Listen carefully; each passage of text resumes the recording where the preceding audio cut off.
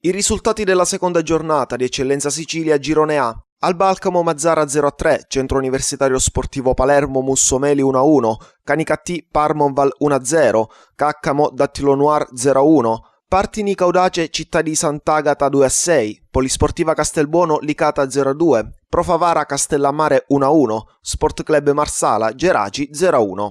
La classifica. Canicattì, Geraci, Mazzara e Licata 6 punti, Città di Sant'Agata e Dattilo Noir 4, Castellammare Calcio e Centro Universitario Sportivo Palermo 2, Parmonval, Partini Caudace, Polisportiva Castelbuono, Sport Club Marsala, Mussomeli e Pro Favara 1, Alba Alcamo e Nuova Città di Caccamo 0 punti. Prossimo turno, Alba Alcamo Pro Favara, Città di Sant'Agata, Canicattì, Dattilo Noir Sport Club Marsala, Geraci Castellammare Calcio, Licata Partini Caudace, Mazzara Polisportiva Castelbuono, Mussomeli Nuova Città di Caccamo, Parmonval Centro Universitario Sportivo Palermo.